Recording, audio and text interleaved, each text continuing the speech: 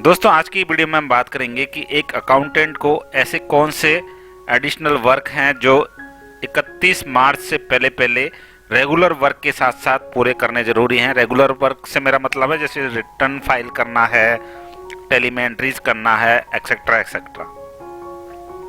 तो सबसे पहले तो हमें जो P&L है उसको एक्चुअल पोजीशन उसकी फिगर आउट कर लेनी चाहिए। तो P&L की एक्चुअल पोजीशन फाइंड आउट करने के लिए सबसे पहले हमें ये चेक कर लेना चाहिए कि हमारी जो फिक्स असेट है और उसकी डेप्रिसिएशन एंट्री हमारी बुक्स में हो चुकी हो 31 मार्च तक की। उसके बाद हमें ये चेक कर लेना चाहिए कि हमने करंट ईयर के प्रोविजन अच्छी तरह से मेंटेन कर लिए या नहीं किए। कई बार मैंने देखा है कि जैसे इंडिया मार्ट वगैरह जो कंपनियां हैं इनको हम मोटा पैसा देते हैं, लेकिन उसमें से करंट ईयर का कुछ पैसा ही होता है, तो उसका प्रोविजन प्रॉपर करना जरूरी है, नहीं तो आपको एक्चुअल जो P&L है उसकी पोजीशन पता नहीं चल पाएगी। इसी तरह से जो हमारे प्रीपेड और आउटस्टैंडिंग लेजर्स है उनके अंदर अगर प्रीवियस ईयर का कोई बैलेंस है और इस साल हमें एडजस्ट करना है तो वो आपने कर लिया या नहीं कर लिया, ये चेक कर लेना चाहिए। क्योंकि एक बार ऐसा हुआ था कि मैंने इंडिया मार्ट का जो पेमेंट है वो प्रॉपरली एडजस्ट नहीं किया ईयर के अंदर, और जो नेट प्रॉफिट निकल के आया उसके बाद उसको भी ज़्यादा एडजस्ट करना पड़ा। तो ये एक ज़रूरी काम है जो आपको प्रीपेड और आउटस्टैंडिंग लेजर्स हैं उनको अच्छी तरह से चेक कर लेना चाहिए और बैलेंस उनको ट्रांसफ़र कर लेना चाहिए। इसके बाद है कि आपको जो पुराने ईयर का डेटा है और इस साल का जो डेटा आ रहा है आपका P&L का, उसके अंदर नेट प्रॉफिट, ग्रॉस प्रॉफिट जो आपके आ रहे हैं उनको कंपैरिजन कर लेना चाहिए। टैली के अंदर कंपैरिजन करने की बहुत अच्छी फैसिलिटी है, और अगर आप कोई दूसरा सॉफ्टवेयर यूज कर रहे हैं तो भी आप 2 साल का डेटा प्रिंट करके निकाल करके चेक कर सकते हैं। ये ज़रूरी काम है जो आपको कर लेना चाहिए 31 मार्च से पहले। फिगर आउट करने के बाद आपको GST कंपैरिजन करना चाहिए। GSTR1, 3V और बुक्स का एक कंपैरिजन होना चाहिए, जिसमें आपको चेक करना चाहिए कि आपने जो टर्नओवर है वो तीनों में एक समान दिखाया हुआ हो। उसके अलावा आपने जो RCM कैलकुलेट किया है, जमा कराया है, उसको एक बार फिर से पूरे साल का RCM कैलकुलेट करना चाहिए और डिफरेंस हो तो जमा भी कराना चाहिए। उसके बाद है एग्रीगेट टर्नओवर, आपको पोर्टल पर जो दिया गया है और बुक्स में आपका एग्रीगेट टर्नओवर आ रहा है उसको भी मैच कर लेना चाहिए। कई बार ऐसा होता है कि हमारे जो GSTR1 में जो टैक्स है वो ज़्यादा बोल रहा होता है और हमारी जो बुक्स है उसमें टर्नओवर कम बोल रहा होता है। उसका कारण ये हो सकता है कि हमने मार्च का कोई क्रेडिट नोट है या डेबिट नोट है उसको अप्रैल में दिखाया है, जिसकी वजह से हमारा कई बार मैच नहीं करता है। तो हमें एक रिकन्सिलेशन ज़रूर बना लेना चाहिए एग्रीगेट टर्नओवर का भी। उसके बाद है आपको जो आपका ITC है उसकी भी कंपैरिजन टेबल को चेक कर लेना चाहिए। कोई ITC आपका छूट तो नहीं गया, कोई ITC आपने ज़्यादा तो नहीं ले लिया, ये सब आपको चेक करना चाहिए GST के रिगार्डिंग। तो मैंने टैली डेवलपर का पेड कोर्स स्टार्ट किया हुआ है। जो बंदा टैली डेवलपर पेड कोर्स करना चाहता है वो डिटेल जानने के लिए मुझे इस ईमेल आईडी पर मेल कर सकता है, सारी इन्फॉर्मेशन उसको भेज दी जाएगी। ये टैली डेवलपर कोर्स अकाउंटेंट्स को ज़रूर करना चाहिए, क्योंकि इस कोर्स को करने से न केवल वो टैली में काम कर सकते हैं बल्कि जो भी प्रॉब्लम्स आ रही हैं उनको सॉर्ट आउट भी कर सकते हैं। अब बात आती है कि GST पोर्टल पर ऐसे कौन कौन से एक्शंस हैं जो आपको 31 मार्च से पहले ले लेने चाहिए। सबसे पहले है कि आपको अगर कंपोजिशन स्कीम में जाना है, अगर आप अभी रेगुलर स्कीम में हैं और आपको कंपोजिशन स्कीम अच्छी लगती है तो आप 31 मार्च से पहले कंपोजिशन स्कीम के लिए अप्लाई कर सकते हैं। इसी तरह अगर आप कंपोजिशन स्कीम में हैं और रेगुलर में जाना चाहते हैं तब भी अप्लाई कर सकते हैं।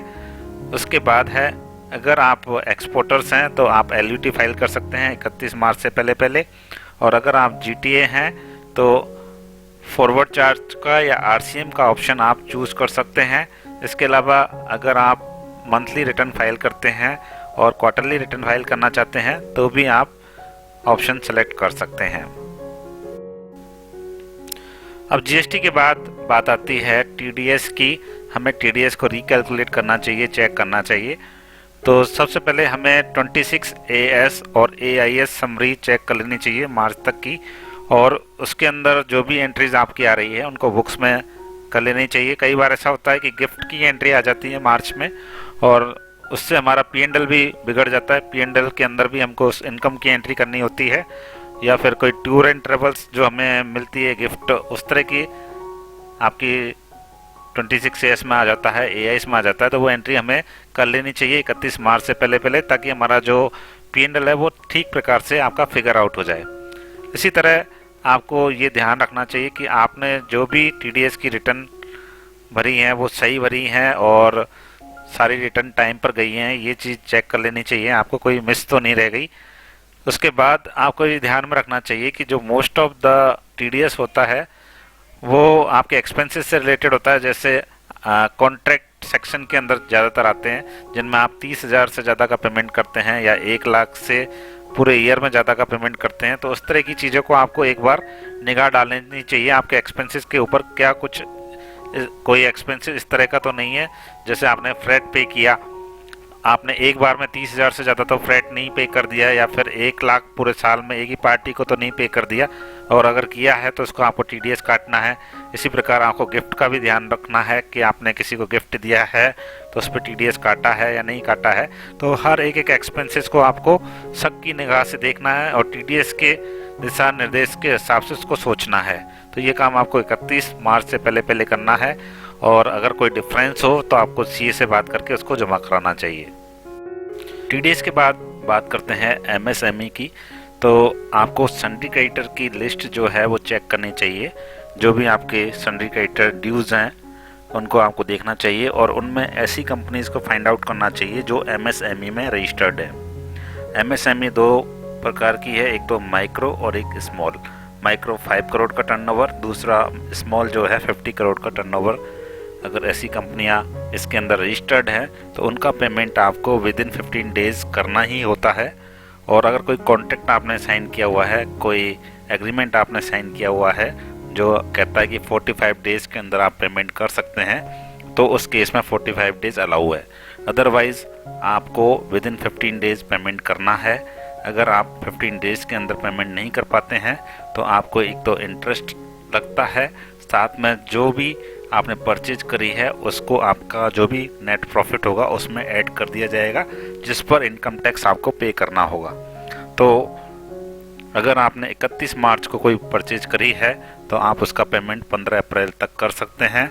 अगर आप 16 अप्रैल को उसका पेमेंट करेंगे तो वो आपका प्रॉफिट में जोड़ दिया जाएगा, जिससे आपका टैक्सेबल इनकम बढ़ जाएगी, और नेक्स्ट ईयर जब आप पेमेंट कर देंगे तो वो आपके प्रॉफिट में से कम हो जाएगी। लेकिन आपको इंटरेस्ट भी पे करना पड़ेगा और जो टैक्स है वो भी ज़्यादा पे करना पड़ेगा, तो इसका आपको ध्यान रखना है।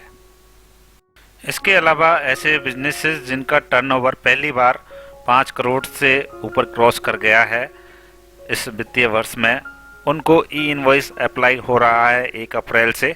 तो ई इनवॉइसिंग की जो भी तैयारी करनी है वो 31 मार्च से पहले करनी पड़ेगी, ताकि आप 1 अप्रैल से ई इनवॉइसिंग बना सकें। तो ये वेबसाइट पर आप चेक कर सकते हैं, या हमारे YouTube चैनल पर भी दिया गया है कि आप ई इनवॉइस के लिए किस तरह से अप्लाई कर सकते हैं।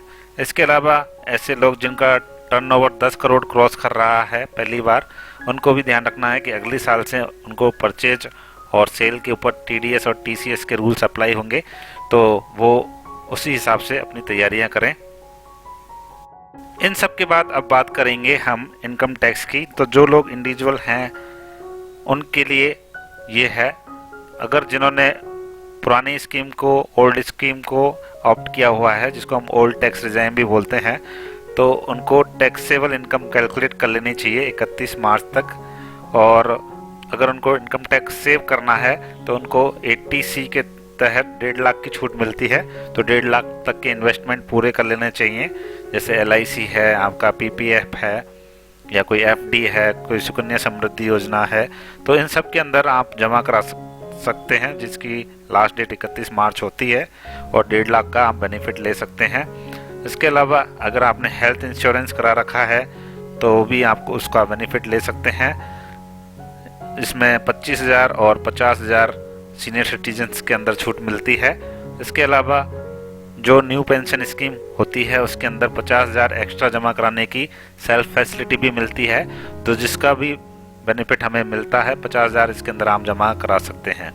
तो ये मोटी मोटी चीज़ें हैं जो मैंने इस वीडियो में आपके साथ डिस्कस करी हैं। इन सब को आप करके 31 मार्च तक की अपनी तैयारी पूरी कर सकते हैं और आपको आगे कोई दिक्कत नहीं आएगी। तो आज के लिए इतना ही। Thank you for watching this video.